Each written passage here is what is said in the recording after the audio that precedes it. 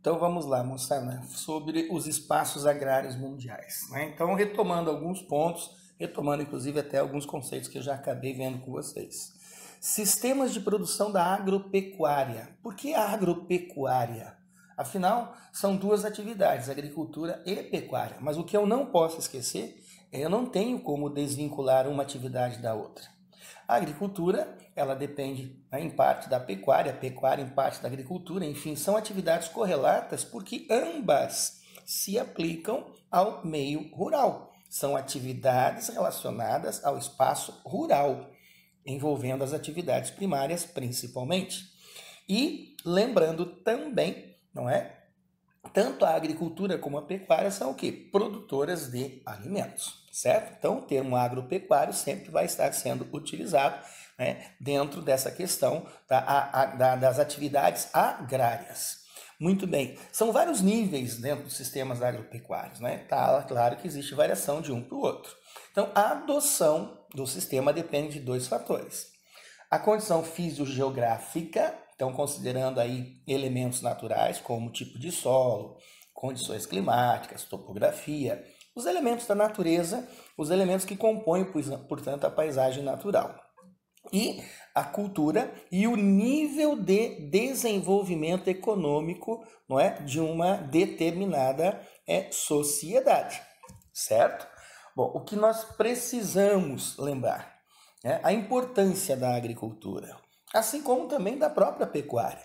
Primeiro, é fonte de alimentos, isso representando o meio rural, como eu já disse. Fonte de matéria-prima, suprindo a atividade industrial. Também temos o chamado mercado de commodities. O que são commodities? São centros financeiros onde se realizam transações comerciais envolvendo, tá, o que é o commodity em si? Matérias-primas agrícolas, né? Também matéria-prima pecuária, envolvidas ou voltadas para a exportação. Tá? Também vamos considerar aí as atividades extrativas. Então, tudo aquilo que gera matéria-prima, que produz matéria-prima, nós vamos considerar como sendo commodities.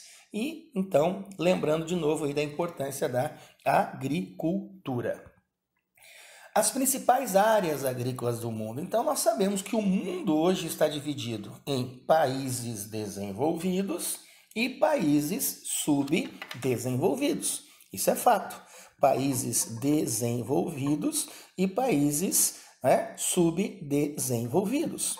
Ora, a prática dessas atividades é diferente envolvendo esses países, né, os desenvolvidos e os desenvolvidos. Então, quando se trata da produção agrícola mundial, claro que ela é bastante diversificada, ela é muito diversificada, né, considerando não só produtos agrícolas, mas também a forma de produção. Por isso entra a questão até do nível de desenvolvimento. Então, nos países que são desenvolvidos, né, a modernidade ela se faz presente.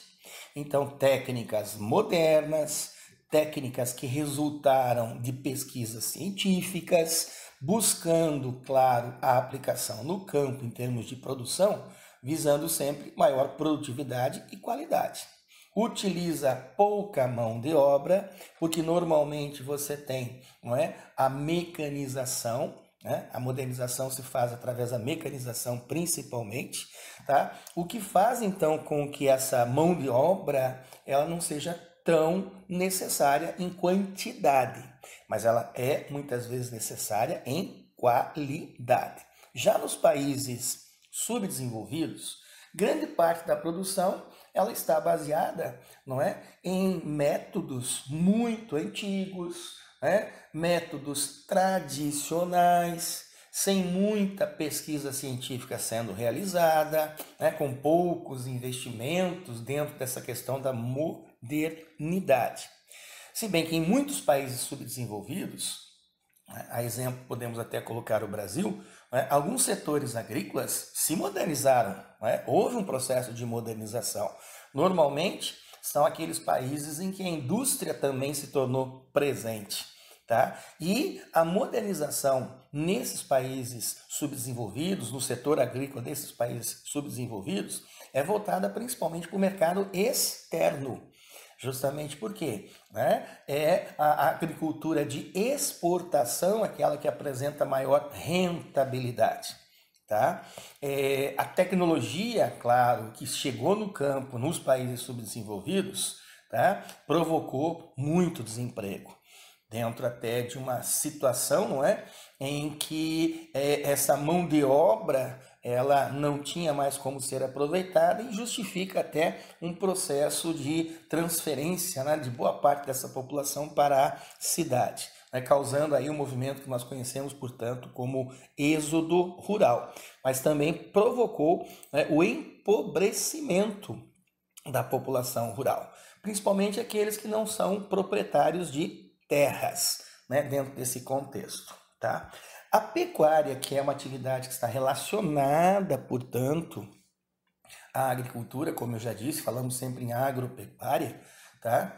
É uma atividade tão antiga quanto a agricultura, né? O termo pecuária, né, de origem latina, significa criação de gado.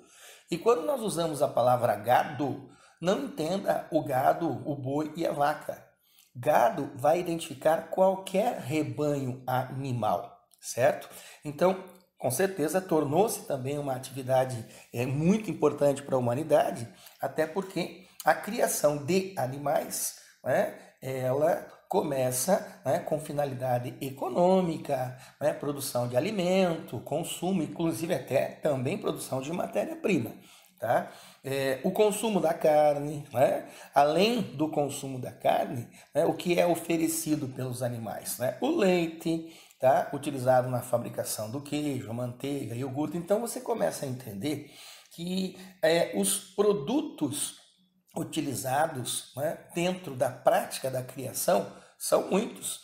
Além da carne, o leite, não é? O couro, a gordura, a lã, né, são entre, né, os principais produtos explorados dentro dessa atividade, né, que é a atividade pecuária. Lembra, são dois sistemas de produção. Então, isso se aplica também à prática da pecuária. Então, nós temos aí a chamada pecuária extensiva, né? Ela é considerada tradicional, ela é ocupada, ela é praticada, né, ocupando muitas terras. Só que são grandes áreas, são grandes propriedades, só que ela emprega ferramentas muito simples, né, muito rudimentares. Né? O gado é criado solto, exige muito trabalho braçal, pouca produtividade, né? O animal busca a alimentação dele, que é a pastagem natural que ele vai encontrar, né? Esse animal ele se movimenta muito, então, claro, a prática da pecuária extensiva ela é voltada principalmente à produção de carne, tá? Então ela envolve realmente, né, trabalhos ou formas de criação muito tradicionais. É o gado criado solto, né, sem o bom trato, né, sem um acompanhamento muito específico, sem uma alimentação balanceada. O animal vai encontrar a pastagem que está aí disponível para ele, certo? E aí, claro que normalmente são rebanhos bem numerosos. Quando se trata da pecuária intensiva, aí já podemos até chamá-la de pecuária moderna, né? É uma prática em que nós temos aí o emprego de muita tecnologia, maquinário avançado, né? Uma alimentação balanceada, complementada com rações, com forrageiras especiais. O gado já é criado confinado, de forma confinada, em currais ou estábulos individuais. Então é claro que aí o investimento é maior e a produtividade ela também é maior. Normalmente, para esse tipo de criação, para esse sistema de criação, nós temos aí a criação do gado para a produção do leite, tá? Então, realmente, o animal ele recebe bons tratos, né? Porque o objetivo da criação né, que é o leite, claro que exige um cuidado maior. Em relação, né, à produção, envolvendo a produção em termos de característica, né, envolvendo esse aspecto, tá? Então a produção ela representa um conjunto de técnicas utilizadas, né, dentro da criação do animal, do rebanho de animal, mas sempre a finalidade é econômica, né? Sempre abastecer mercado é consumidor. Então, como eu disse, a pecuária ela integra a agricultura.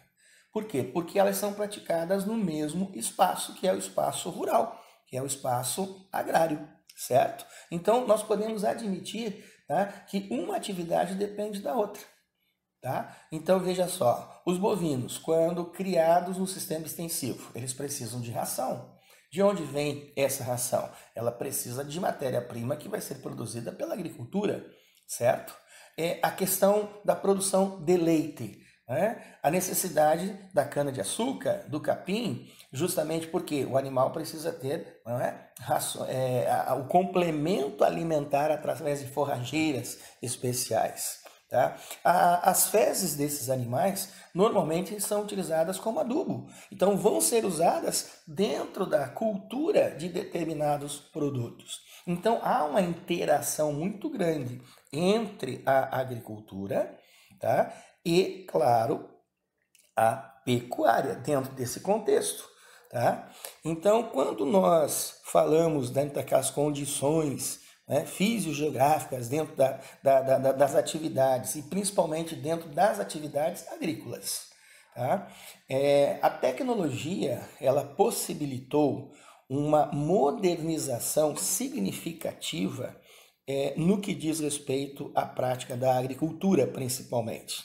Né? A pecuária também modernizou, mas a agricultura é uma atividade que depende de muito mais fator do que a própria pecuária. Tá? Então lembra que nós colocamos lá no início, né? A agricultura é uma atividade que depende do clima, ela depende do solo, ela depende do relevo, que são os elementos naturais. Por isso nós encontramos no mundo, né, áreas diferentes, regiões agrícolas diferentes no mundo, dentro e de acordo com esses fatores. O clima e o solo, né, eles influenciam diretamente as atividades agrícolas. Tá? Isso é um fato, como nós já vimos. Né? A questão do solo. Todo solo é agricultável? Não. Nem todo solo é bom. Existem solos que não são próprios à prática da agricultura. A partir daí, claro, nós temos hoje uma ciência que é chamada pedologia. Né? A pedologia, ela é uma ciência específica dos solos. Então, hoje você até pode tornar um solo ruim um solo produtivo, mas isso depende de muito investimento, tá? Então, o solo continua sendo um fator natural, né, que faz com que a agricultura ela dependa das características dele, e aí entendemos por que vão existir regiões, né, agrícolas diferenciadas. Aqui só para dar exemplos, né, os principais tipos de solos que nós encontramos hoje para a agricultura. Claro, eles não são os únicos, mas esses são considerados os solos mais férteis. E você vai observar que a localização deles é muito específica, né, porque todo solo ele depende de rochas, de um processo de degradação ou de decomposição de rochas. E as rochas, elas representam, não é, um agregado natural de minerais. Então é isso que vai dar a característica do solo, se ele é um solo bom ou se ele é um solo ruim. Veja exemplo, a terra roxa. A terra roxa ela existe principalmente, né, aqui no Brasil, é um dos solos mais férteis que nós temos. É um solo de origem vulcânica, tá? É um solo que se destacou muito até na produção do café. Isso aqui para nós no Brasil. Tá? Mas esse solo você encontra aqui da América do Sul, mas encontra também lá na África. Né? Então veja, são áreas bem específicas. Né? O solo de Massapê é um outro solo muito fértil. ele resultou da decomposição de rochas calcárias, né, e de rochas metamórficas. Tá? No caso aí o granito é uma rocha vulcânica também, e o gneiss que é uma rocha metamórfica. Tá? E esse solo se destacou muito na cultura da cana-de-açúcar, e ele existe só aqui no Brasil. Tá? É um dos solos mais férteis do Brasil também. Nós temos aqui o solo de Lóes. Esse é um solo de origem eólica. A ação do vento foi responsável, inclusive, pela formação dele. Tá? Formado por sedimentos, né, transportados pelos ventos, né, muito fértil, onde? Na China e no Sudeste Asiático. Tá?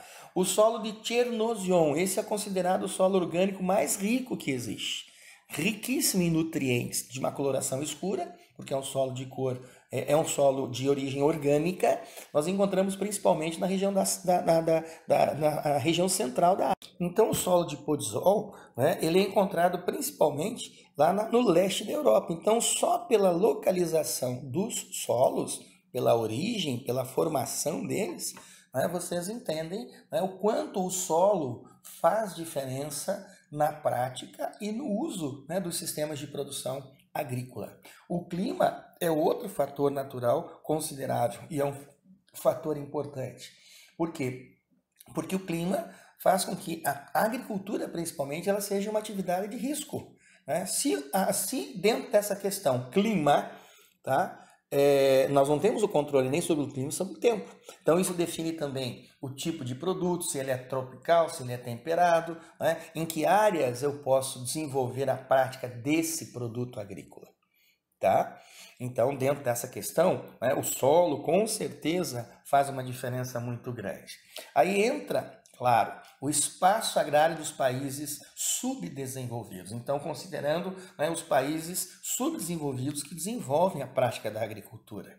Tá? Grande parte da população nos países subdesenvolvidos, né, grande parcela dessa população, né, sempre viveu no campo.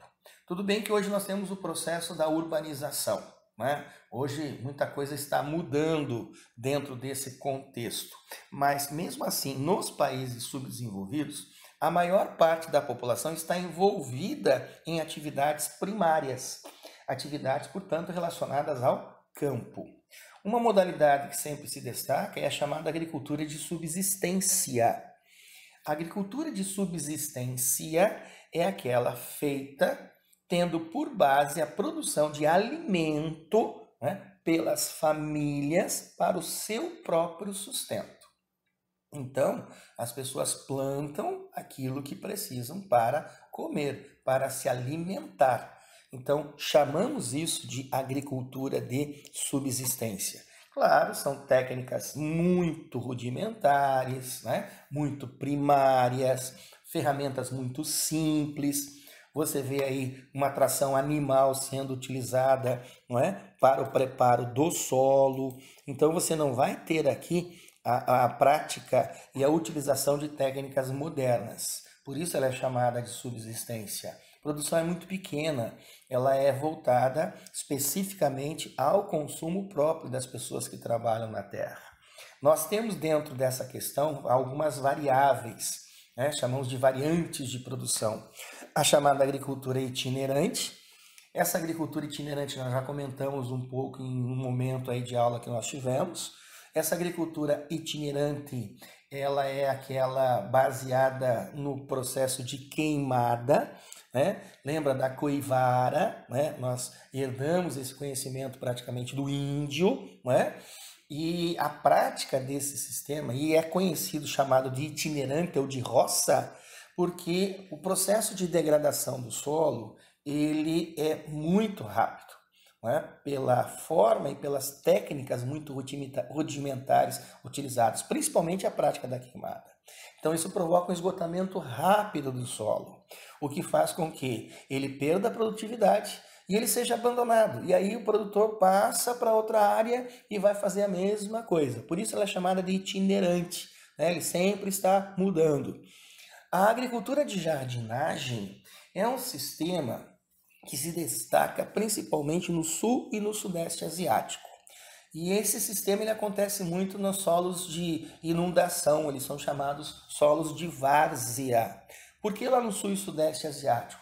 Pelo sistema climático de monções, tá? O clima monsônico, ele é um típico clima de padrão tropical, mas ele é definido, né, pela ocorrência dos ventos, né, dos chamados ventos monsônicos, que caracterizam duas estações.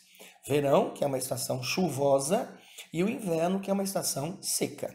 Nessa agricultura de jardinagem, muita gente trabalha, principalmente, claro, o trabalho familiar e a produção, né, sempre voltada para o seu sustento. Então, são as variantes da produção dentro, né, dessa agricultura praticada nos países subdesenvolvidos. Aqui você vê a utilização da queimada, num sistema de jardinagem, né, ainda a área não está inundada, mas ela está sendo preparada para isso. Tá? Que representa e caracteriza aí uma área bem específica. Tá? Outra variante de produção que nós vamos encontrar, tá? Aqui só para definir queimada, a forma como se trabalha a agricultura de jardinagem, nós temos aí a agricultura de terraceamento. A agricultura de terraceamento lembra terraços. Na imagem já em seguida vocês vão entender bem. Essa prática agrícola, ela é feita nas encostas de morros. Mas claro, morros férteis, ou seja, com solos férteis. Então, geralmente em área de montanhas, tá? Em áreas de declividade. Ela se baseia muito no sistema de curva de nível, tá? Só que você vai observar, né, existe um escalonamento feito pelos chamados terraços. Isso reduz muito a erosão, né, absorve uma absorção maior aí, de água pelo solo. E aonde eu encontro? Principalmente na Ásia, na região lá do Himalaia, e aqui na América do Sul, na região dos Andes, é onde nós vamos encontrar, tá, essa agricultura de terraceamento. E algo que vem se destacando muito é a chamada agricultura orgânica, né? Ou seja, os produtos são cultivados sem uso de venenos, de agrotóxicos, de adubos químicos e de outras substâncias sintéticas que comprometem não só a qualidade do produto, mas também a questão do solo, a questão da água, dos mananciais, né? Claro que a ideia é não contaminar nem o alimento e nem o meio ambiente, tá? Então, o resultado disso, claro, são alimentos saudáveis, né? São alimentos nutritivos, né? Com uma qualidade diferente, tá? E garante principalmente a saúde para a família, né, para as famílias. Então, por isso é um tipo de cultura que vem se desenvolvendo também né, dentro desse contexto de produção. Tá? E hoje a demanda e o consumo de produtos orgânicos ele vem aumentando até de uma forma bem interessante. Tá? Então aqui vocês têm na primeira imagem o que é o terraço, né? Você vê como se fossem esses degraus aí que você está observando, tá? Evitando o processo de erosão, né? Mas também aproveitando a declividade das áreas. Então, normalmente em costas de morro e de montanhas. E do ladinho, a cultura orgânica, né? Aquela que não utiliza química dentro do seu processo produtivo, certo?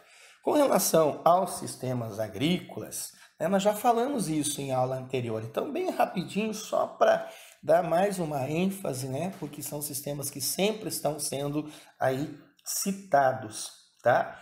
O sistema de plantation, lembra? É a monocultura de exportação, né? Utiliza muita mão de obra barata, é comum nas regiões tropicais, principalmente da América Latina, África e Ásia, porque se produz produtos tropicais, e você associa sempre esse sistema a questão da estrutura e da concentração fundiária, né?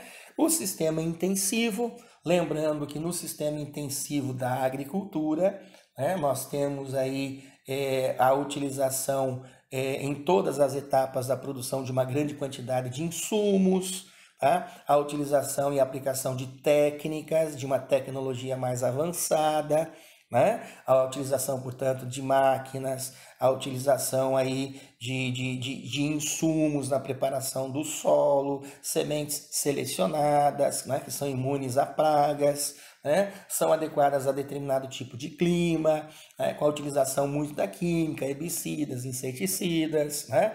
Para o desenvolvimento de todas as etapas, né, de produção, existe o acompanhamento técnico. Então, é um sistema agrícola, né, também chamado de agricultura moderna ou de agricultura comercial.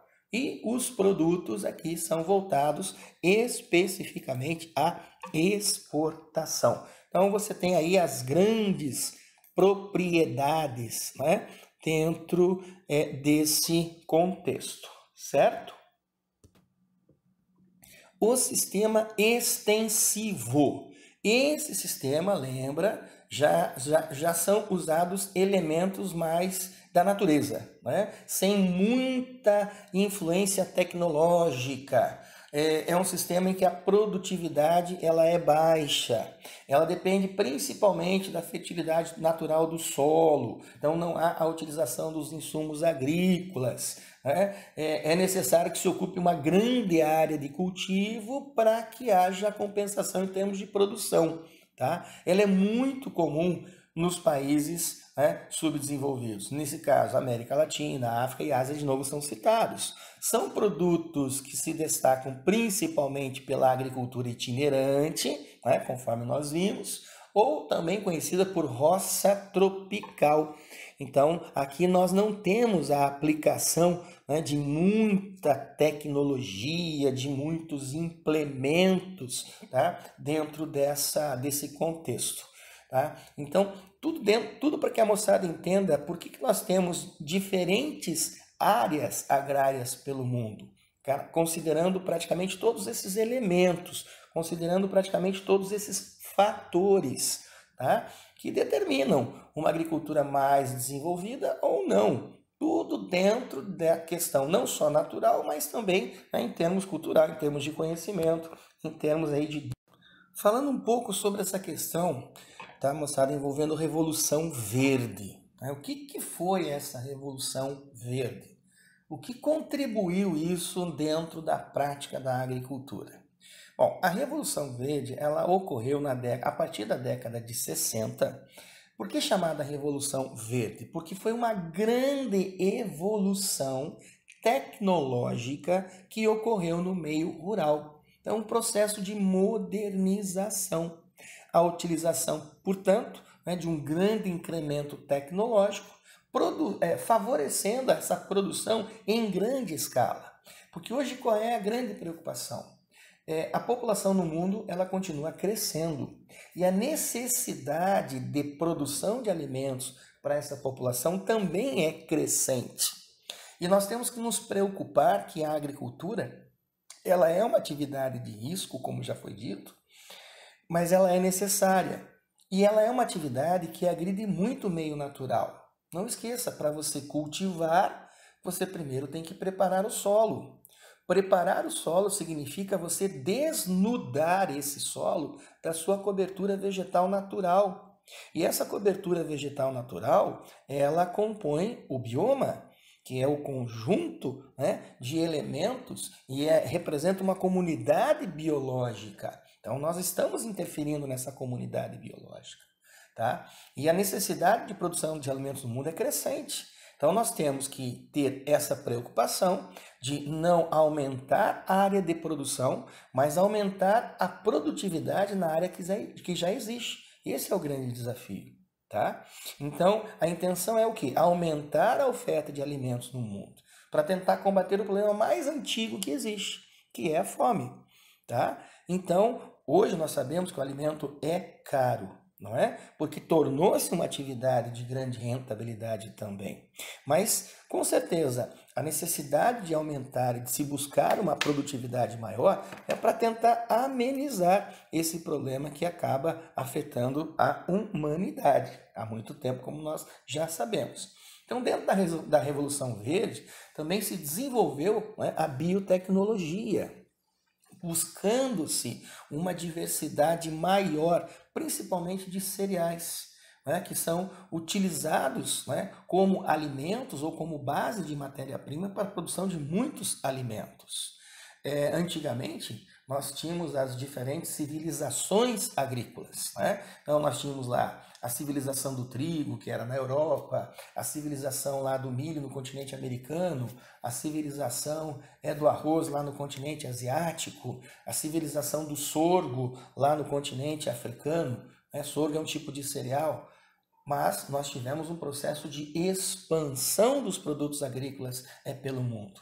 E a biotecnologia foi necessário para esse processo de aclimatação, não é? de se obter novas espécies, né? Mais resistentes, de maior qualidade e assim por diante. Então, veja bem, essa revolução, ela definiu praticamente um avanço, né, em todos esses aspectos. É claro, mesmo que essa revolução tenha acontecido, ela não conseguiu eliminar o problema da fome, né? Mas houve, né, uma redução, que seja, não muito, mas houve uma redução, né? A fome, como eu disse, é um problema antigo na humanidade. E, na realidade, o que nós temos, né, é uma má gestão na distribuição do alimento do mundo e principalmente no desperdício dele. Mas, dentro dessa questão, tá, a necessidade, então, da modernidade, da tecnologia, tá? Então, grandes corporações, né, por meio de cursos, palestras, incentivaram o uso dessas técnicas, né, e de produtos, né, muitas vezes fornecendo gratuitamente insumos, né, necessários até para o primeiro cultivo, para que se expandisse o uso cada vez maior desses insumos. Tá? Claro, né? Evidente, né, moçada, que a continuidade, né,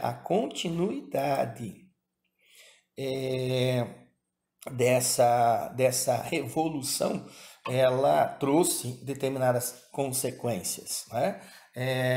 A questão envolvendo a economia de subsistência, né, que é aquela agricultura praticada para o consumo próprio, né, com a estrutura fundiária praticamente tomando conta pela modernidade, pelos grandes investimentos, né, o pequeno, aquele responsável pela agricultura familiar, pela produção de subsistência, ele começa praticamente a ser suprimido, né, por uma estrutura, por uma concentração fundiária maior. Outra questão, a degradação ambiental, não é? Utilizando-se muito da química dentro do processo.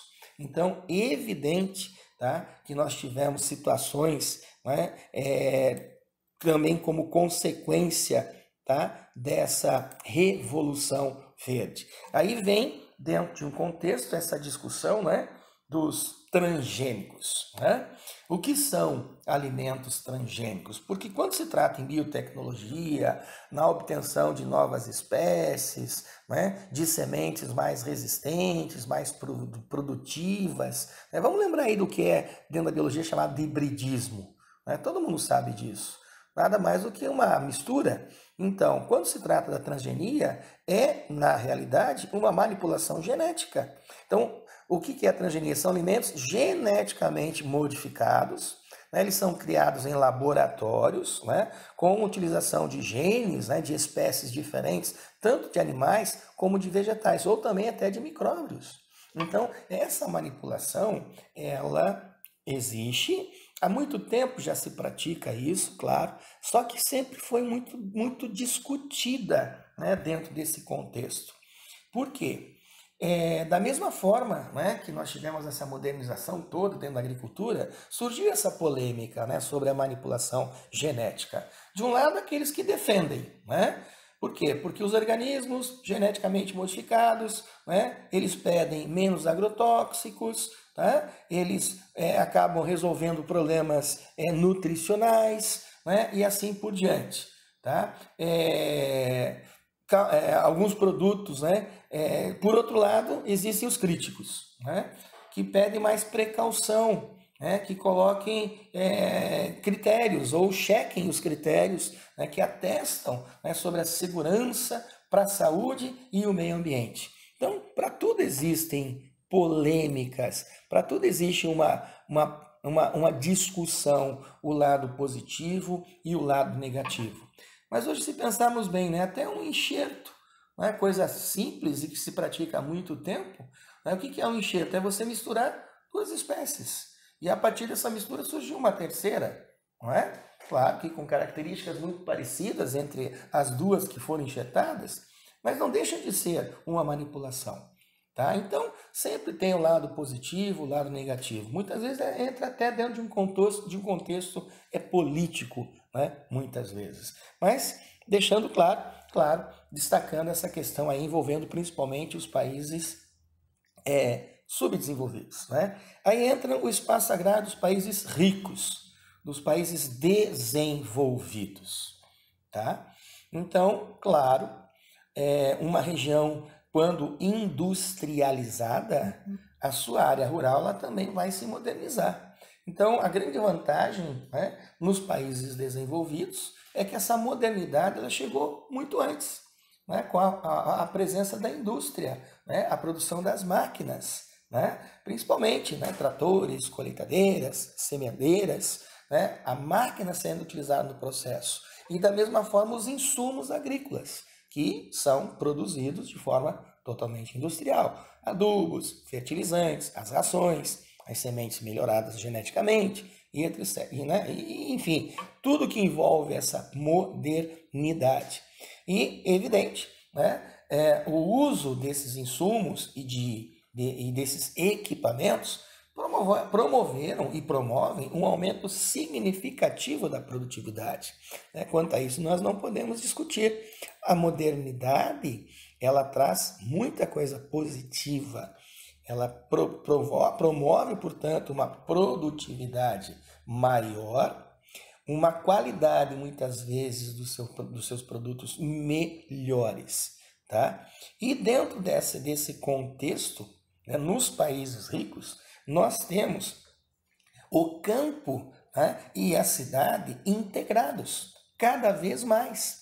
Porque como a modernidade avançou, nós temos aí uma presença muito pequena de mão de obra no campo.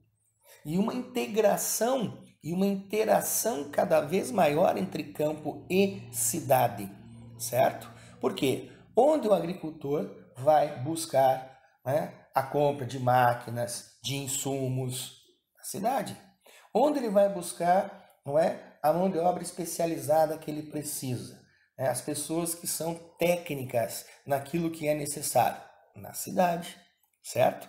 E em contrapartida, a cidade tem no campo o quê? A produção do alimento, a produção da matéria-prima, não é? Então existe cada vez mais uma integração envolvendo campo e cidade. A agroindústria é a grande prova disso, tá? O que é a agroindústria? A indústria, ela está integrada, não é, à agricultura e vice-versa. É a agricultura, ela praticamente produzindo para a indústria. Tá? Ela fornece, né, a indústria vai fornecer para a agricultura o que ela precisa, os insumos, né, que são necessários aí para a prática da agropecuária, tanto da agricultura como para a pecuária. Então nós temos realmente uma integração muito grande envolvendo, tá, essa prática da agricultura nos países desenvolvidos. Né? Então veja bem a estrutura que está representada dentro desse contexto, certo? Ainda, né, dentro dessa Revolução Verde, nós temos uma segunda Revolução Verde ocorrendo, principalmente nos países desenvolvidos, né, que é decorrente do quê? Das novas tecnologias, né, da incorporação dessas novas tecnologias em áreas, né, que até então não estavam sendo utilizadas, né, como, por exemplo, as regiões desérticas. Tá? Hoje a transgenia ela consegue trabalhar dentro da manipulação genética, modificar determinadas espécies que conseguem resistir a certas adversidades, né? Envolvendo o clima principalmente. Tá? Então nós temos um contexto, né, científico bem interessante, né, dentro desse processo. Tá? A utilização de sementes, né? dentro da manipulação genética, claro que possui algumas questões, né? Dificuldade de aquisição dessas sementes pelos investimentos, elas não são tão baratas, né? Há um monopólio, né, dentro das grandes empresas do mundo controlando essa biotecnologia, tá? Denúncias, né, aquele lado negativo, a crítica, né, de que os transgênicos fazem mal à saúde, né, uma perda da diversidade genética, né, porque existe uma manipulação surgindo elementos ou indivíduos novos, né, super pragas que são decorrentes dessas mutações, o que faz com que tenha-se necessidade de usar cada vez mais venenos para se defender dessas pragas, né, um alto risco, né, em termos de poluição genética entre os transgênicos, né, e os não transgênicos. Tá? Então, tudo isso, claro, tem que se analisar, tudo isso tem que ser levado em consideração.